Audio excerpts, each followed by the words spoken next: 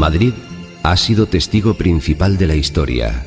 Sus calles, sus palacios, sus paisajes y sus gentes podrían contarnos gestas realmente apasionantes. La memoria de una comunidad y de todo un imperio. Les invitamos a visitar espacios y lugares de la geografía madrileña que han servido de escenarios naturales a relatos ciertamente singulares. Así es Madrid, en 20 historias.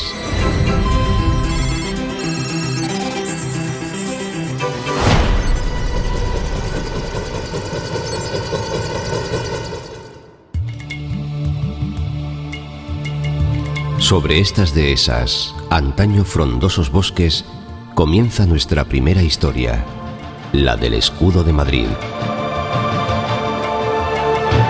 Hace 800 años, un arduo pleito enfrentaba al Concejo de Madrid con el poder eclesiástico. En juego estaban los derechos sobre bosques y pastos de la región.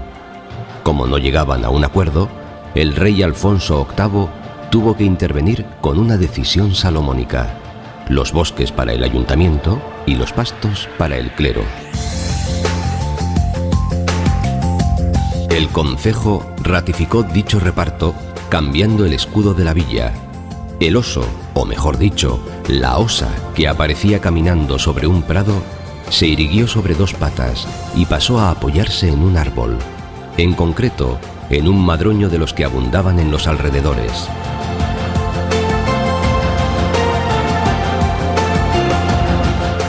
Así nació el actual escudo de Madrid.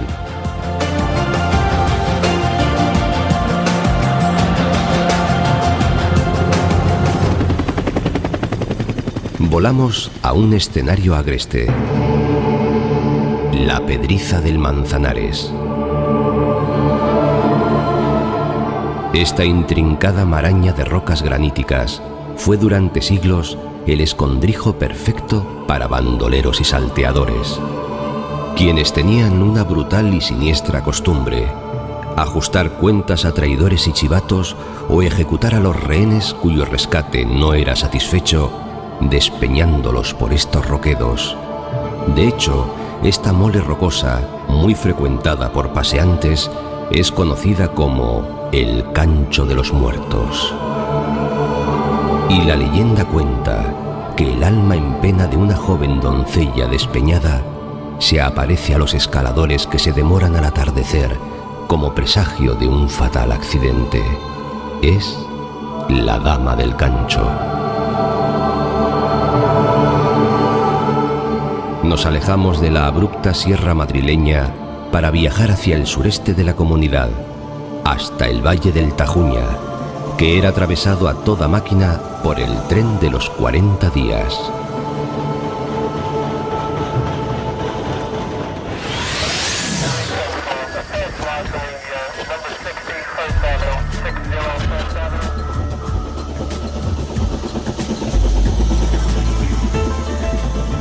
Este serpenteante trazado, recorrido hoy por paseantes y cicloturistas, es el de un viejo y efímero ferrocarril que entró en servicio durante la Guerra Civil Española. El tren de los 40 días cruzó este valle durante solo un año. Se construyó apresuradamente en 1938, cuando la batalla del Jarama cortó la línea férrea por la que el asediado Madrid recibía suministros vitales desde Levante. La República se vio obligada a improvisar este nuevo enlace entre Torrejón de Ardoz y Tarancón, y las prisas de su construcción bautizaron al ferrocarril, ya que entró en funcionamiento en tan solo 40 días, excavándose los túneles con la altura y anchura justas para que entrara el convoy, y sin ventilación, lo que obligaba a cruzarlos a toda marcha para no asfixiarse con el humo.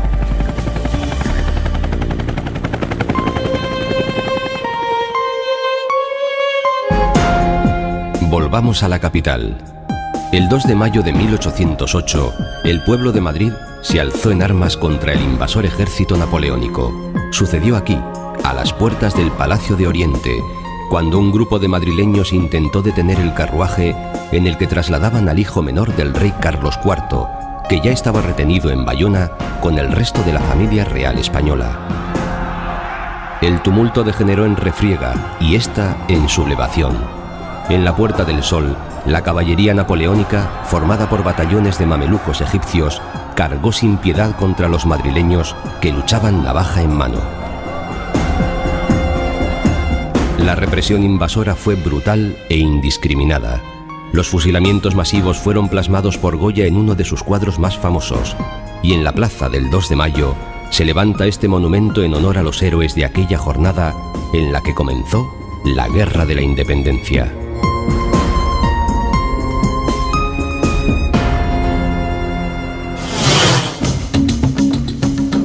Otra guerra anterior, la de la Reconquista cristiana, fue el telón de fondo de una triste historia de amor.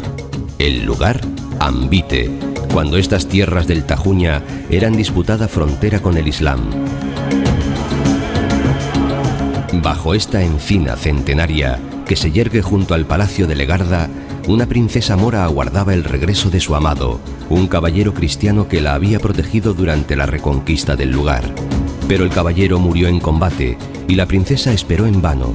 Sus lágrimas de pena regaron la encina, que comenzó a dar bellotas dulces y amargas.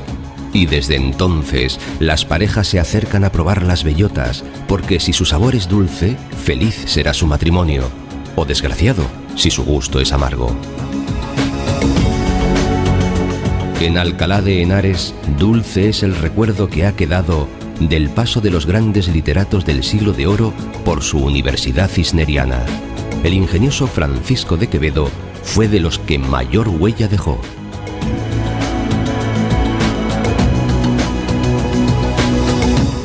Volviendo de una de sus juergas estudiantiles, Quevedo encontró la puerta cerrada y sus compañeros se ofrecieron a izarle desde la ventana en un cesto atado a una cuerda, pero le dejaron suspendido a mitad del trayecto y comenzaron a balancearlo. El alboroto llamó la atención de la ronda y a los gritos de «¿Quién vive?». El poeta, que no perdió ni el humor ni la rima en tan comprometido lance, respondió «Soy Quevedo, que ni sube ni baja, ni está quedo». Pero volvamos a la Pedriza.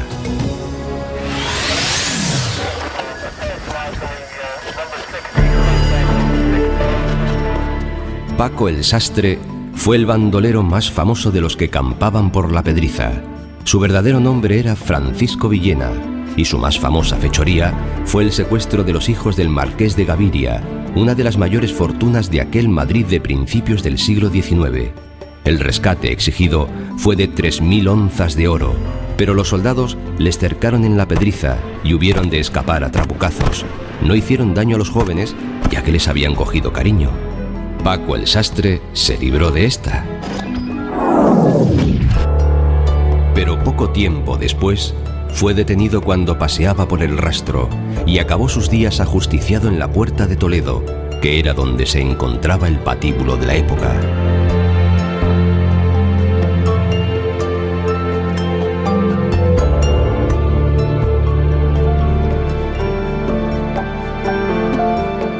Salimos al campo en busca de la solidez.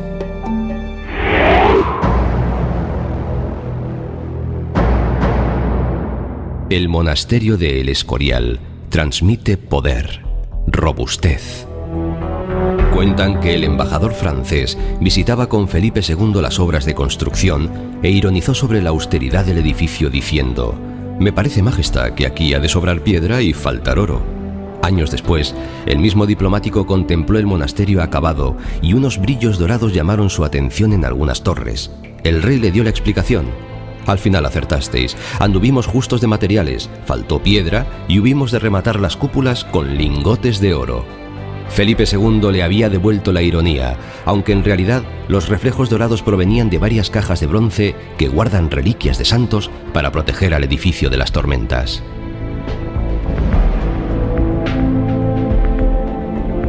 La grandeza de los Austrias también quedó patente en la Plaza Mayor, lugar en el que se han congregado los madrileños durante siglos, ya fuera en festejos, autos de fe o ejecuciones públicas.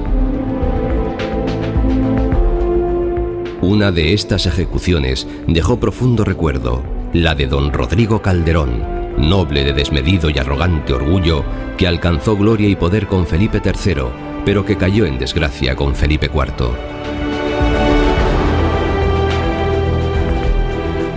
Procesado, torturado y condenado a muerte, don Rodrigo mantuvo su orgullo hasta el final, subió con aplomo al patíbulo e incluso recordó al verdugo que le debía degollar por delante, dada su condición de noble. Tal entereza caló en el pueblo, dando pie a la expresión tener más orgullo que don Rodrigo en la horca. Continuamos viaje de patíbulo en patíbulo.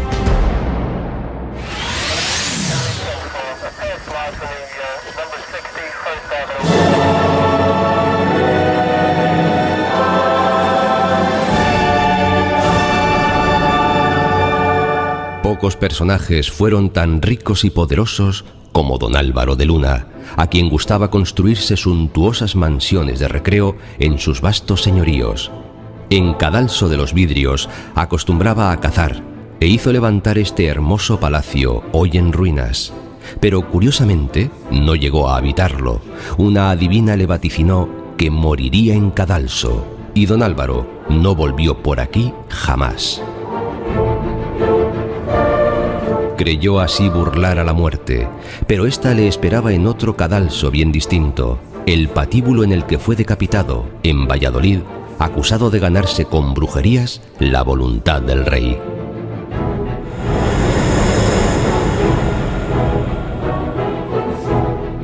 Volamos sobre plácidos campos en labor, en los que, paradójicamente, tuvo lugar una de las más sangrientas batallas de la Guerra Civil.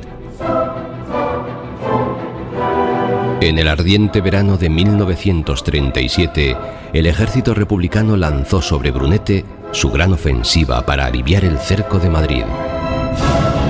Más de 100.000 hombres de uno y otro bando, apoyados por artillería, blindados y aviación, estuvieron luchando durante 3 semanas sin descanso, cuerpo a cuerpo y abrasados por un calor africano. Al final, el frente apenas se movió. El pueblo quedó totalmente arrasado y unos 40.000 muertos yacían sobre estos campos. Abandonamos el escenario de esta tragedia para seguir en la capital los pasos de un personaje fascinante.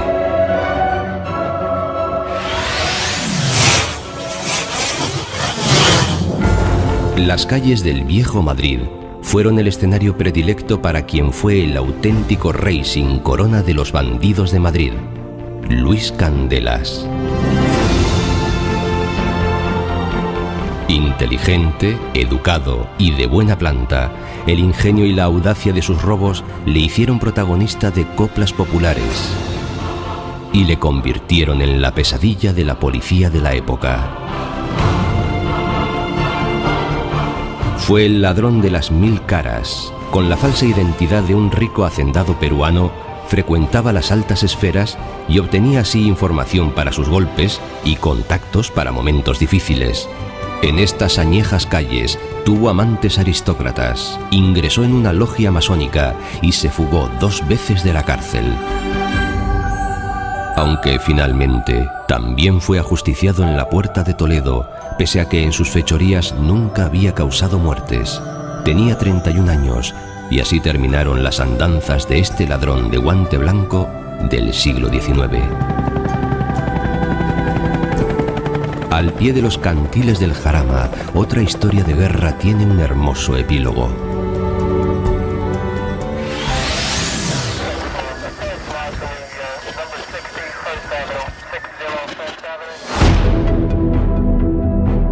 Este puente, que parece sacado de una película de la Segunda Guerra Mundial, fue protagonista de una de las más cruentas batallas de nuestra guerra civil.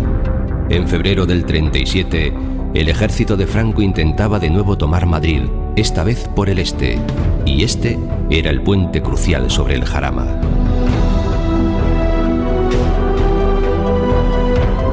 Ahora el viejo puente de hierro tiene compañía.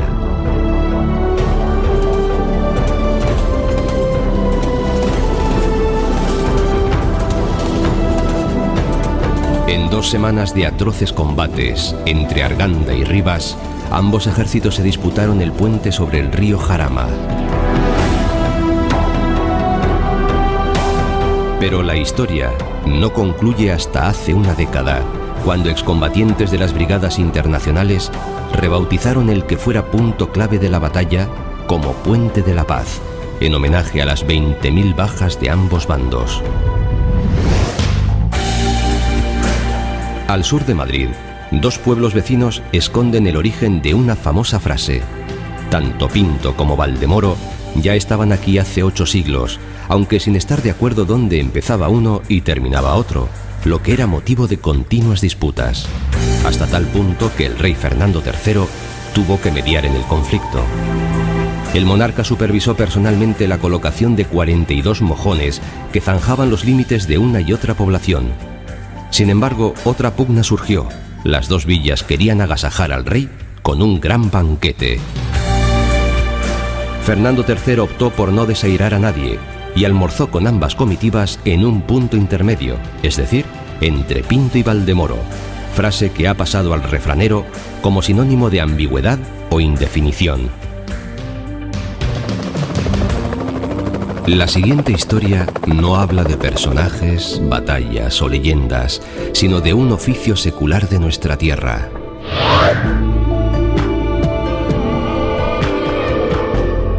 La cantería. La abundancia de afloramientos de granito en Madrid propició de antiguo un conocimiento artesano acerca de la piedra berroqueña.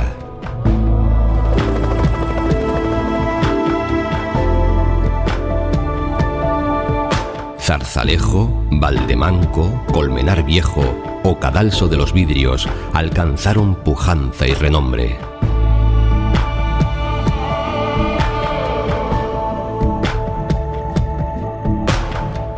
De sus canteras saldrían los sillares del Escorial, el Palacio de Oriente o la Puerta de Alcalá, e incluso el empedrado y los bordillos de las aceras de Madrid.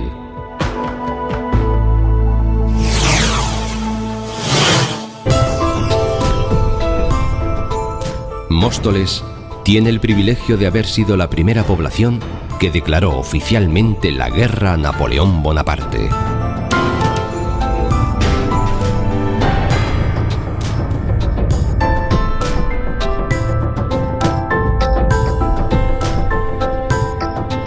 Sucedió la misma tarde del 2 de mayo. Al llegar las terribles noticias de la capital, los 2 alcaldes de Móstoles, Andrés Torrejón y Simón Pérez, hicieron tañer las campanas, convocando en asamblea a sus vecinos. La proclama de los 2 alcaldes recorrió todo el país, llamando a las armas contra los franceses. No fue el Estado quien declaró la guerra al invasor, sino el grupo de municipios que respondieron al llamamiento de Móstoles.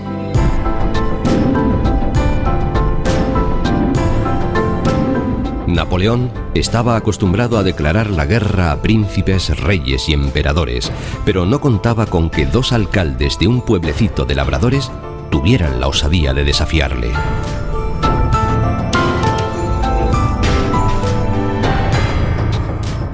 Nuestro vuelo se aleja del Madrid metropolitano para descubrir un entorno bien distinto, donde aún perdura una ruta ancestral. Y la hermosa localidad serrana de Miraflores de la Sierra es uno de sus hitos.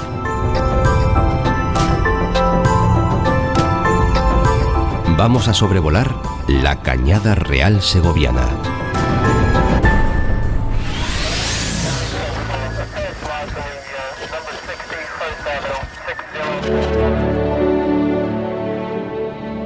Las cañadas nacieron para canalizar los movimientos de rebaños entre los pastos de verano y los de invierno. Sus primeras referencias escritas tienen más de 1400 años, aunque su origen puede ser aún más remoto. Estas eran las grandes autopistas de la época.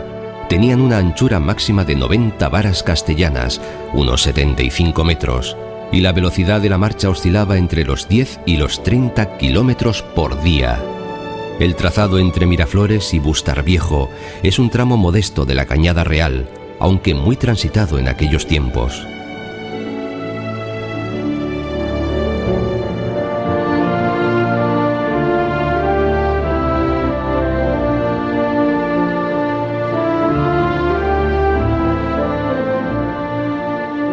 La extensa red de cañadas, cordeles y veredas se ramificaba por toda la península hasta alcanzar unos 125.000 kilómetros de recorrido, casi la mitad de la distancia a la Luna, y hasta hace 40 años los rebaños de ovejas todavía transitaban por la madrileña Puerta de Alcalá como parte del trazado de la Cañada Real. El pueblo abandonado de Polvoranca es otro testimonio del olvido, toda una población desaparecida a las puertas de la capital. Las ruinas de la iglesia de San Pedro Apóstol son las únicas piedras que aguantan en pie.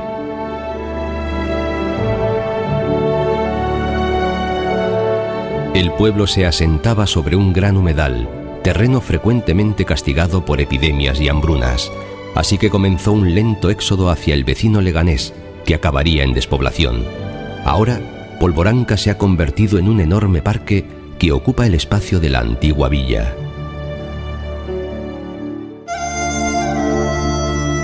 Dos puertos de montaña nos aguardan.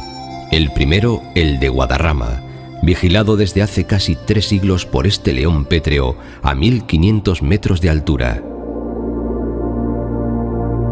Esta fue la primera carretera moderna de España. El rey Fernando VI la encargó a ingenieros franceses para abrir este paso de montaña al tráfico rodado, y para ello se utilizaron las más modernas técnicas de ingeniería.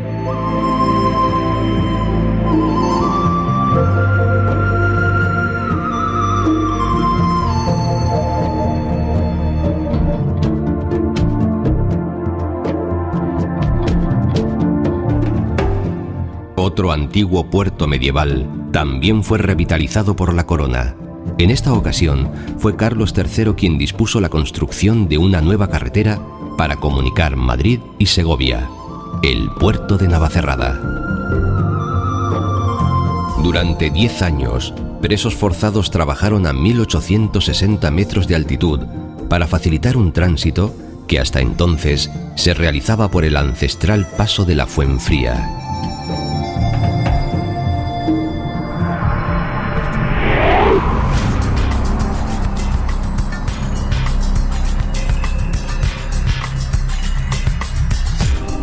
Gran parte de la Comunidad de Madrid se asienta sobre lo que antaño fueron territorios de la ciudad de Segovia, y fue precisamente un intento segoviano por no perder tierras la razón para que fundara hace 500 años una de las villas más entrañables del actual territorio madrileño, Navalcarnero, que fue fundada por Segovia con 6 vecinos, 6 labradores de la cercana Villanueva de Perales.